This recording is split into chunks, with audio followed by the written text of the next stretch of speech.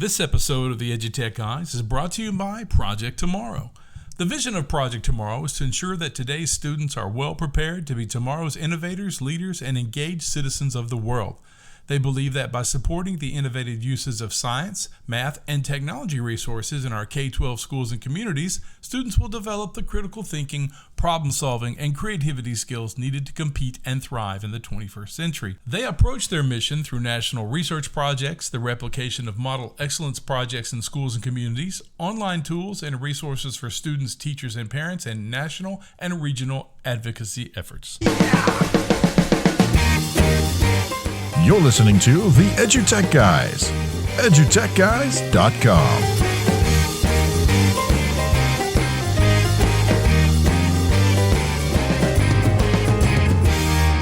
Hey, welcome back to the EdTech Guys. We're excited to have our next guest on the show. We're going to let her introduce herself, tell us who she is and what she does and all that kind of good stuff. So here we go. Well, hi, folks. My name is Julie Evans. I'm the Chief Executive Officer of Project Tomorrow. We're a national education nonprofit group.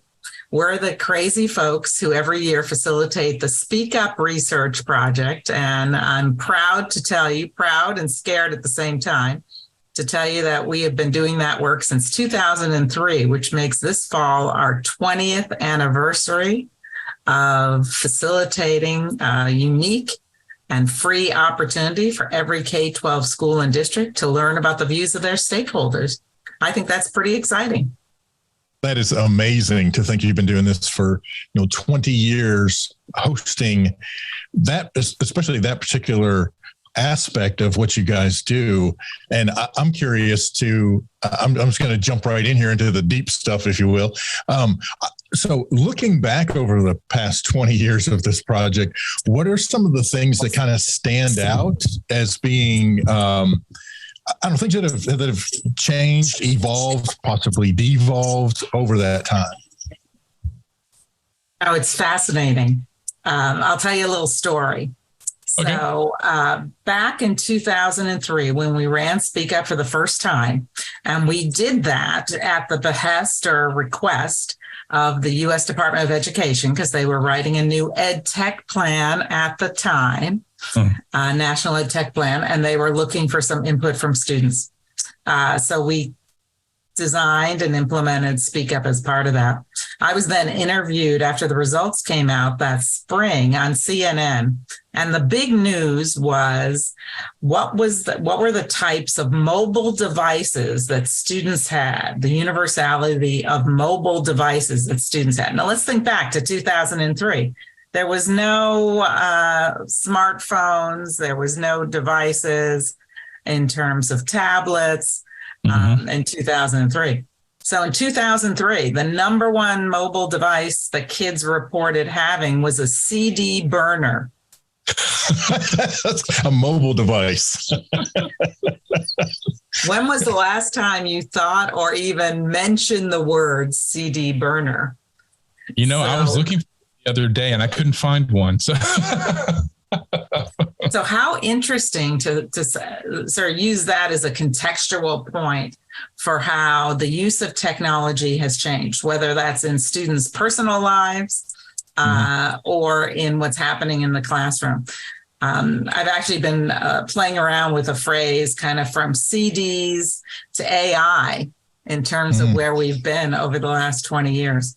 I would say, folks, that the big thing that I've seen in that data, and we do have this amazing longitudinal database of every year's worth of perspectives of students, of teachers, of parents, and administrators, is that obviously technology is not the nice to have anymore. It's the essential component of the learning process. And I just was part of the team that's putting together the new National EdTech plan. And so many people that we interviewed for that plan said, why are we calling it the National EdTech plan? Why isn't it just the National Education plan? Because technology is so seamlessly integrated into that. And so that's a pretty dramatic difference from when we were first asking folks their views, their ideas, their aspirations back in 2003. So I think that's pretty significant. I think the other one that we've seen, and most recently have seen this because of the pandemic, because of the virtual learning experiment, is that it's not just about the activity of what are we doing? Are we using this product or that product? How often are we using it? I think for so long we talked about what I call the nouns of EdTech, and not so much around the verbs. And so now we're talking more about the verbs. We're talking about the impact. We're talking about how it's helping students be more efficient and effective learners, how it's helping teachers be more efficient instructors, how it's helping build community, how technology can help connect students and teachers in new and interesting ways, and how we're helping students develop the skills they need for the future. So it's less about the stuff and more about the purpose and the why. And I think that that's also a pretty significant change over the last 20 years. So I have to ask, you guys are in so many communities and so many schools. Last 2 years, let's just say since the pandemic, best models you've seen, the best projects you've seen take hold, and what that's meant to you guys and what it's meant to the other schools that you're working with. And are you seeing this in different parts of the country? Are you seeing some of the same? Are you seeing different things depending on that part of the country? That's always a fascinating question. We continue to see what I call campfires of innovation across the country.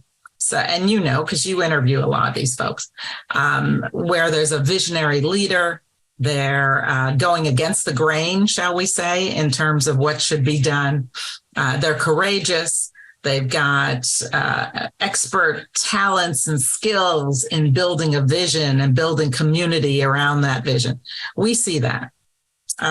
We're not seeing the universality of that across the country yet. We're still seeing it more as campfires of innovation.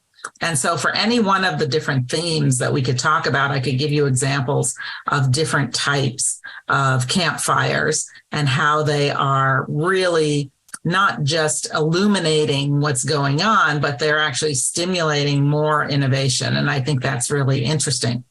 What we still have more work to do, though, is how do we translate those good practices, those good ideas, those innovations, so that people don't have to start at the beginning over and over again and reinventing fire to be able to get there.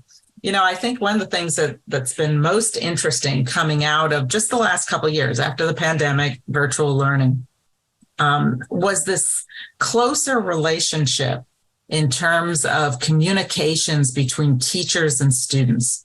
I just think that is absolutely fascinating.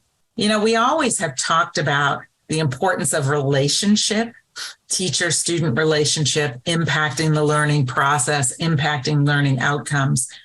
For a lot of students, they actually established new modes and methods of communication with their teachers during virtual learning, and that has continued on. So I think back, folks, to during the pandemic when I was interviewing students, as I always do, I do that all the time, and the students were telling me that one of the takeaways was that they were learning how to use email because email wasn't a communication tool they were using. And now today, we see students reporting that their communication with their teachers, over 60% of them are regularly emailing with their teachers. That's a one-on-one communication. That's different than just posting up on a school portal or class website. Oh, homework is due tomorrow, or students saying, I've got a question on this. That's relationship development. And I think that that's pretty significant. We're also seeing, and I know this will scare some of the listeners, 40% of middle school and high school students say they're regularly texting with their teachers. Now, that started during the pandemic, too, and a lot of districts don't have prohibit that. They have policy against that, but that's happening as well. And that speaks to the power of communications and the power of connectivity and the power of technology to enable that sort of relationship development. And I think that's amazing. And so we definitely have seen in some communities that have embraced that.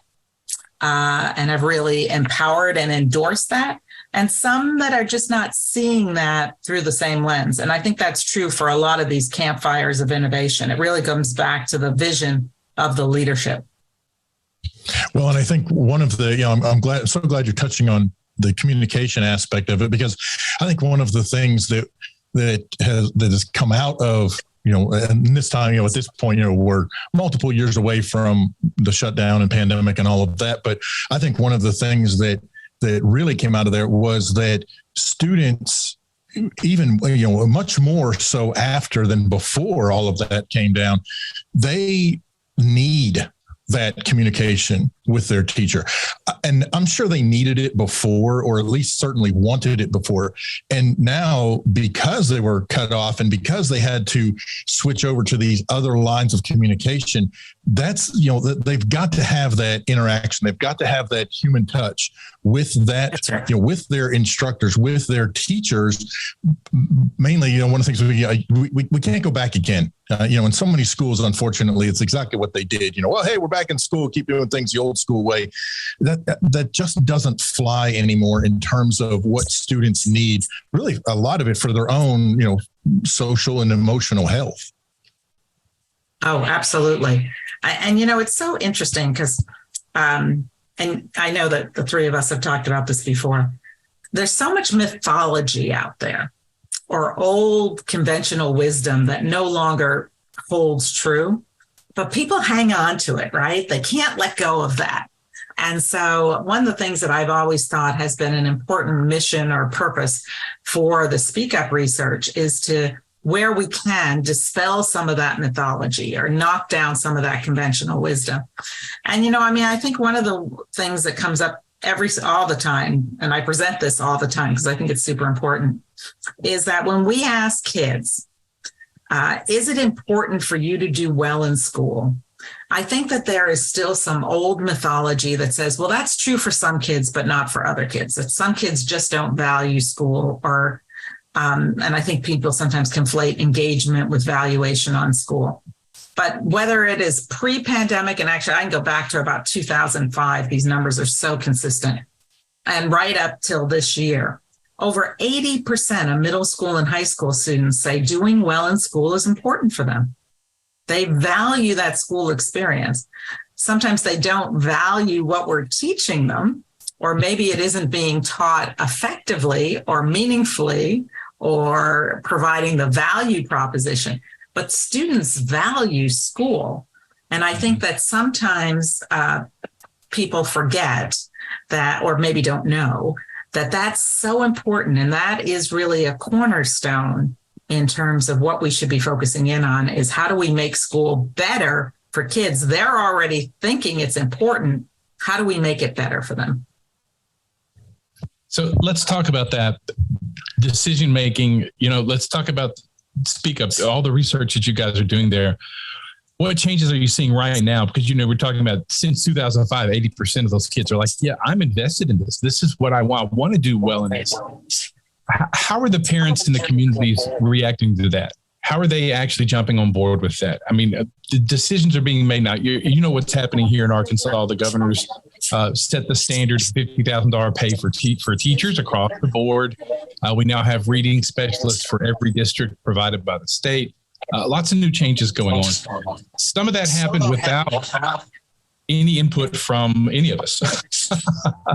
And so let's talk about what you guys are doing there to make sure that that's not happening elsewhere when these discussions are taking place. Yeah. Anyone today, this is the thing that's so interesting, and it's different than it was 20 years ago. Anyone today could, bring up a Google form and collect some input, or bring up a Survey Monkey and put some questions out there for their community, whether it's to parents or to teachers or even to students. The problem is most people don't know then what to do with it.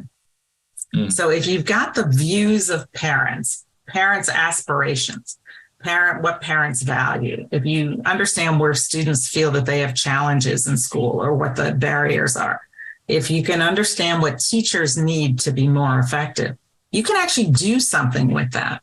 But what I have found increasingly over the last couple of years is people are not necessarily good at connecting the dots on their own. So at Project Tomorrow, we're doing more to help people connect the dots. Not to say that everybody's picture is the same, everybody's story is the same. It's not. But to understand what the data means and what are some actions that you can take as part of that data story, and what does that mean in your school or district. Remember that with Speak Up, we play at 2 levels. We take all of our nationally aggregated data and we create those fabulous series of reports and infographics and briefings. We do the congressional briefing every year. I'm at all the same conferences you are, sharing the national data. But most importantly is the fact that a school or district that participates in Speak Up gets back all of their locally collected data. They get state level data as benchmarks. They get national level data as benchmarks so that they could start looking at something and saying, I heard Julie say that 80% of students said that doing well in school is important for them. Why is it that in my school, only 60% of the kids say that? So what does that mean? Why is there a difference? And having people think, reflect, and really try to understand what the views of those stakeholders are is really important. I think that's also, I'll give you another example of that I'm seeing where folks are being cognizant of it.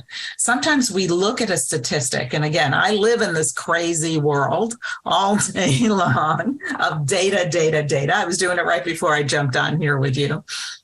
But people don't understand what it means. So there's so much conversation out there right now about too much screen time, right? Maybe we should cut back on some of the technology. I did an interview the other day with a director of EdTech that said in her district, they're thinking of taking all the devices out of kindergarten, first and second grade classrooms because they're not seeing the balance. Now, some people are looking at it because they say our parents are telling us that it's too much screen time, and thus we need to be responsive to parents. But they're actually maybe reading the data differently if they ask the question differently and if they understood some of the dynamics. So we see very high levels, like over 90%, and disaggregated by urban, rural, and suburban, Title I schools and communities, all ages of parents, that when parents are asked, how important is it for your child to have access to technology to prepare them for future success? Parents are 100%, almost 100% bought in. I'm telling you, it's over 90%. But the difference is it has to be used effectively. And parents are not necessarily seeing where technology is being used effectively to support their child's learning process. Parents had, I know we're several years out of this, but they're hanging on to this. They had that kitchen table view of what education really looks like today and what technology looks like. And they're like, I thought it was different than that. I thought it was better than that, right?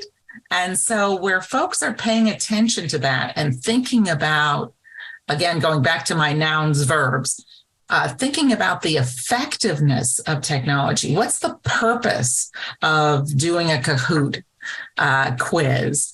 Why are we doing that? Is that the best way of doing it? And really being reflective. I think we're at a really amazing point in time right now to think differently about the role of technology, not just as a tool of engagement, but an actual tool to change the learning process and personalize the learning process. Parents are all over that sort of messaging. They all want learning personalized for their child. But at too many of our schools and districts, we haven't been articulating that message because we have not been looking closely enough at what effective use actually looks like. Does that make sense to you folks? Absolutely does. Yeah, tremendously. And it makes me, when I think about this, the listeners that are listening to this right now, they're asking themselves, they understand exactly what you're talking about. But when we talk about a school-based program or a community-based program that you guys institute and help them to understand this even better, can you give because I'm thinking about our teachers, I'm thinking about our parents right now, because we've been doing some interaction with them in the last few weeks.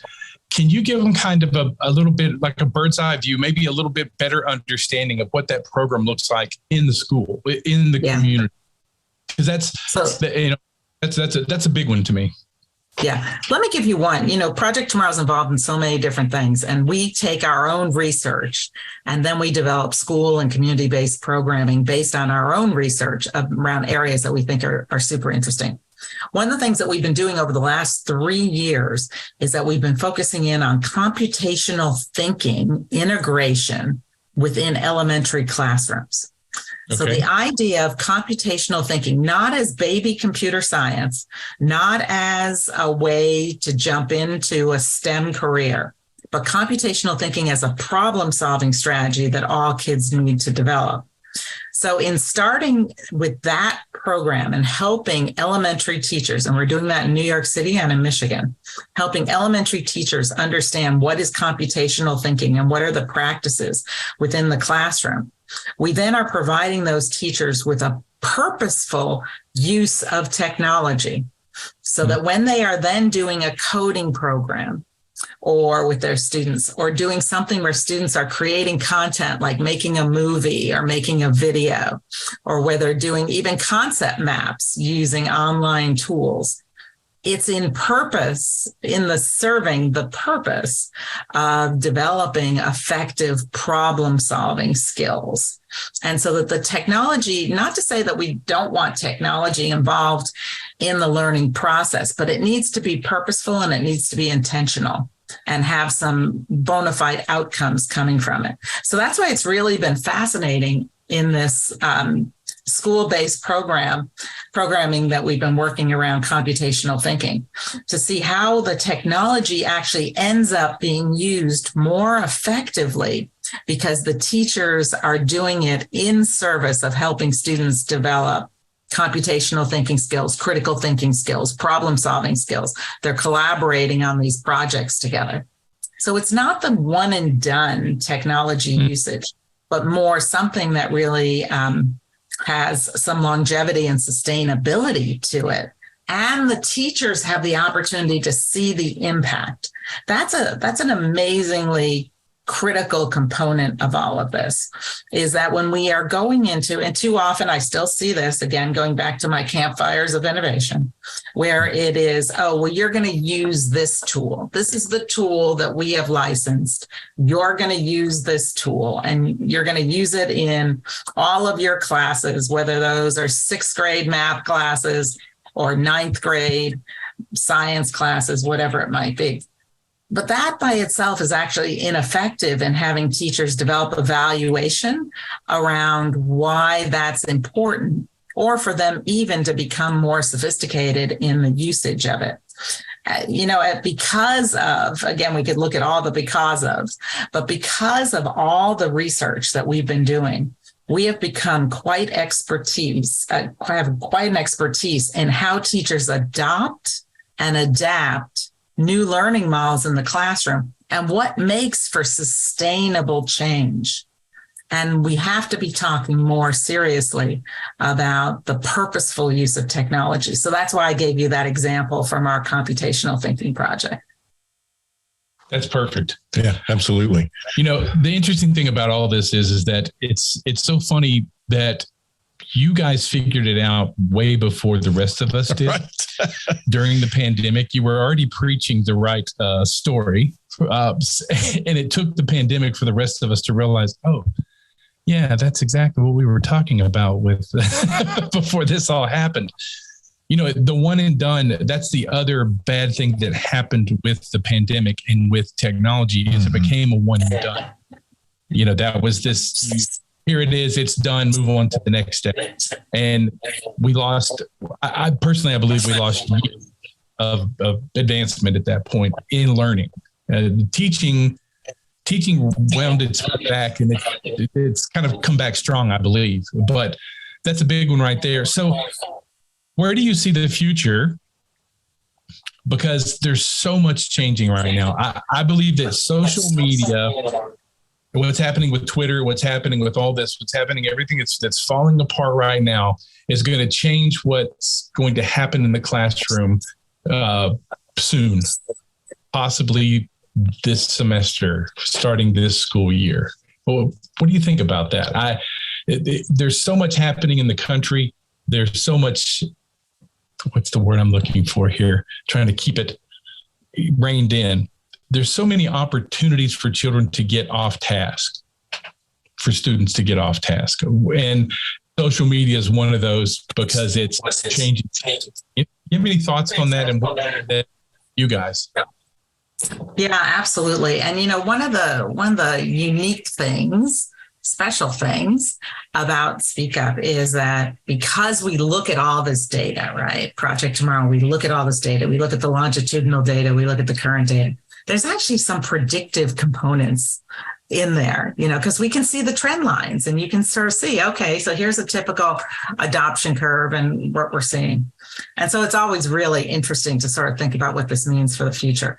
But I agree with you. I think that we are at a real interesting inflection point in terms of thinking about some really deep questions. So what's the purpose of learning? What's the real purpose of learning?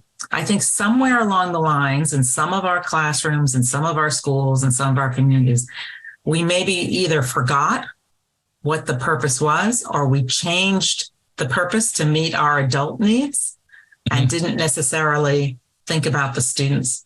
So if this gives us a moment, if there is some of these dynamic forces that are propelling us to revisit some of these foundational questions, what's the purpose of learning? What's the purpose of school? Mm-hmm. What do we want school outcomes to really be? I think that those are really important. I think we actually talked about this last time that I was with you. I have a new book that was published last October about free agent learners and how students are driving their own learning processes outside of school. That isn't going away. That's accelerating because the students actually aren't understanding what the purpose of traditional education is or traditional school, and they want to be in control of their own educational destiny. So they are driving that on their own, using their own tools outside of school around their areas of passion. I think that as we are thinking again about some of these challenges to the traditions that we have always held so dear to us. I'll give you one that I was having this conversation with someone the other day. I actually talk about it in the book. If we look at most high schools, and high schools, as middle schools and elementary schools, we're all talking about personalized learning, right? Everybody's chatting about personalized learning and how important it is. And everyone wants personalized learning, right? And then you take a look at most high schools. And I don't know about your high school. Your high school may be the exception to the rule.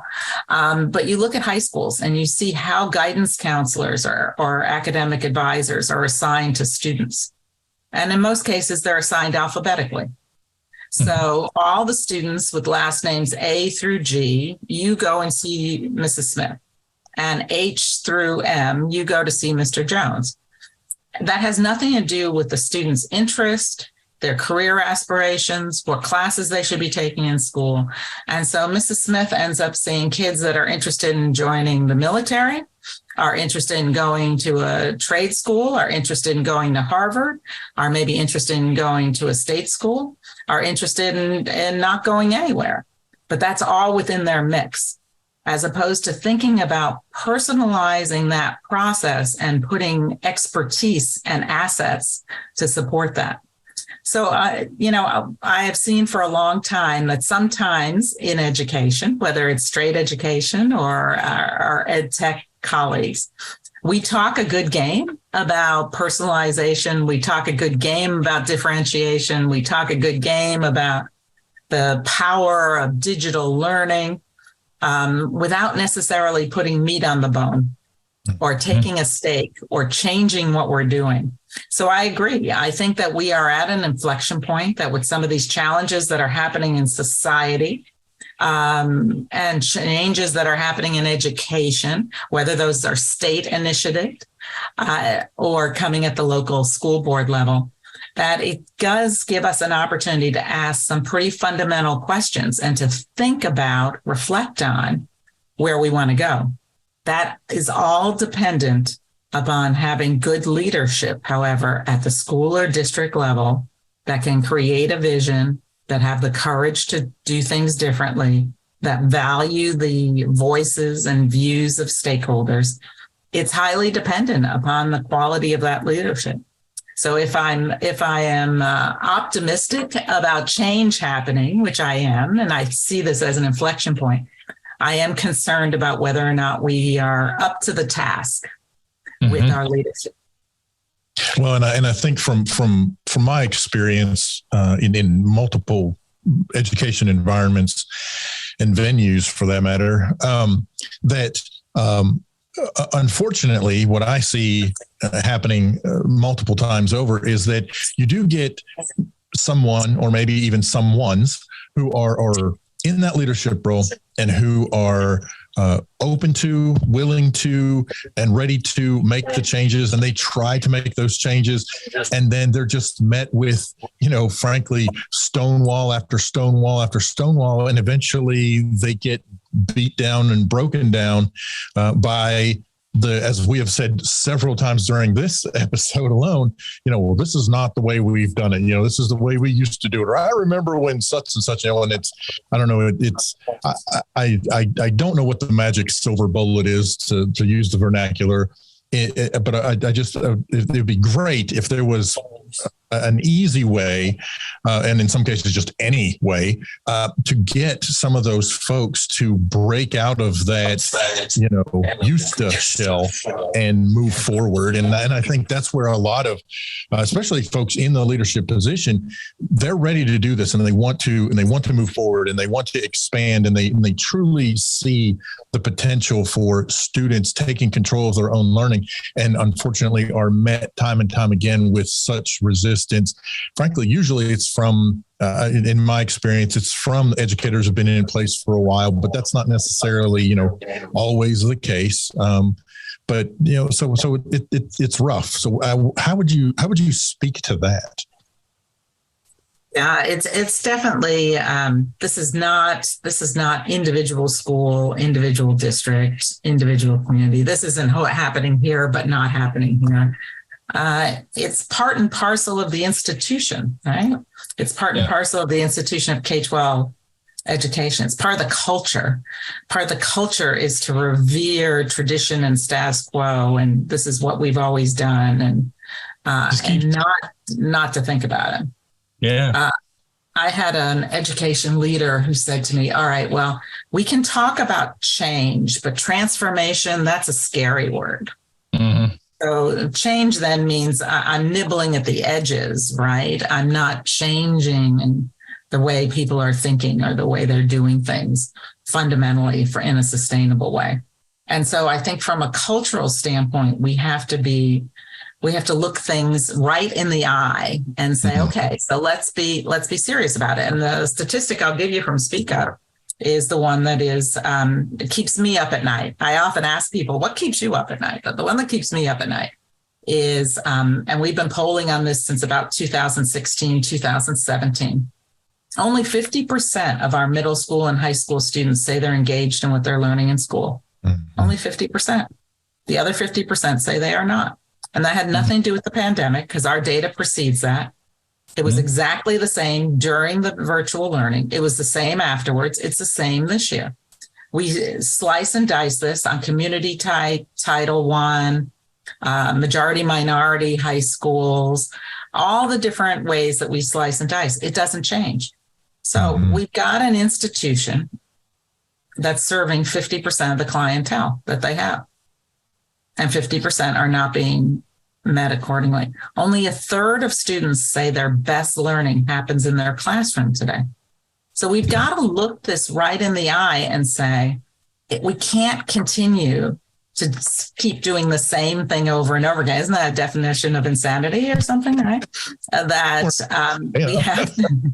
We have to think about what do we need to do. And to start that, We need to be open to the fact that it may fly in the face of what our beliefs are, what our value proposition is.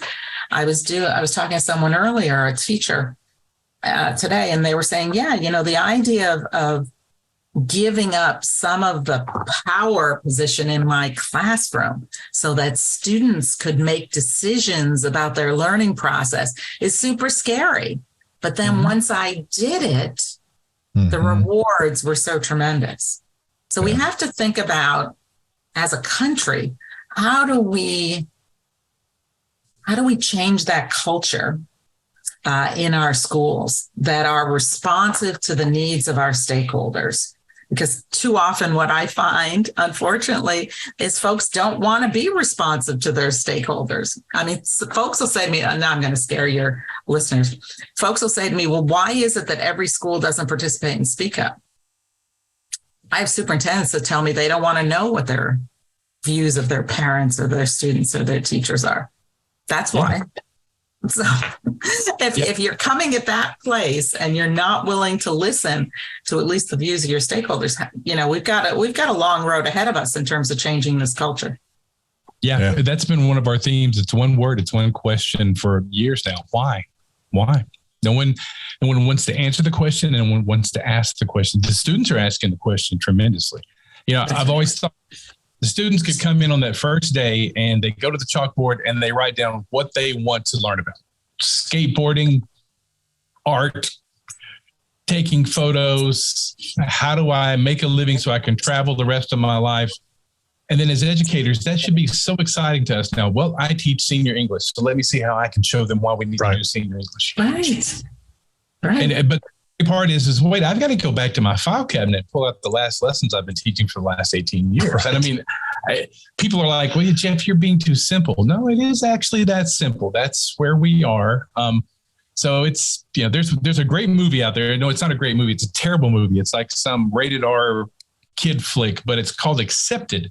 And it's about a group of students who can't get into a college, and they find a rundown place. They turn it into a college, and they make a fake website to fool their parents. And the next thing you know is they have thousands of kids registered to come to this college.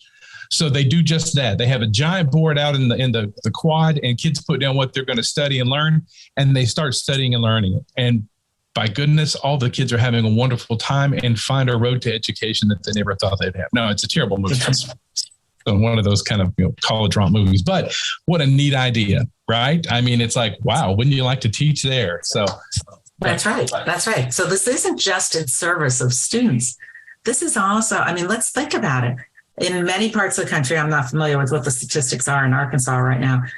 In California, where I am, we've had a longstanding pipeline problem for teachers. It's been exasperated, obviously, over the last couple of years. But we also want to make teaching a more effective process, because so many folks, unfortunately, are walking away from teaching because they don't see the difference that they're making. It's not fitting what they want to do. And so imagine if we could not only impact the student learning components of this, but actually impact teachers feeling good about their process, about the impact they're having, about their day-to-day work.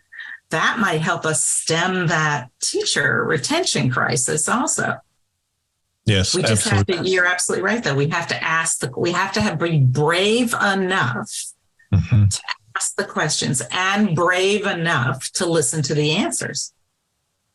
Okay, so Julie, if our listeners want to ask you those questions, great segue, wasn't it? If they want to ask you those questions, what's the best way they can get in touch with you guys? Well, you know what? They can always contact me directly. My email is jevans@tomorrow.org. Really easy. Our website is tomorrow.org. Isn't that amazing? That's awesome. Come and visit us and get access to all of the Speak Up findings that we put up there, all the reports, the briefings, and infographics. They also, if they are of the mindset, and I hope that they are, that they want to participate in Speak Up, that they want to use our norm tools to collect authentic and valid feedback from their stakeholders. It's absolutely free. We charge for nothing. It's part of our nonprofit mission. Why should you even bother developing your own survey when you can use this one that gives you the state and national data as comparatives for context, along with all of our tools. You can find all the information about that at tomorrow.org as well. Dr. Julie Evans, thank you for coming on the show. This was fun today. Awesome. It was. This was great. Well, it's nice when we can have a little more time to spend together than, quick 15 minutes, quick 15 at a conference. Yeah. So yeah, this is great. Well, looking forward to speaking to you in the future. Yeah, absolutely. Take care, folks. You've been listening to the EdTech Guys, edutechguys.com.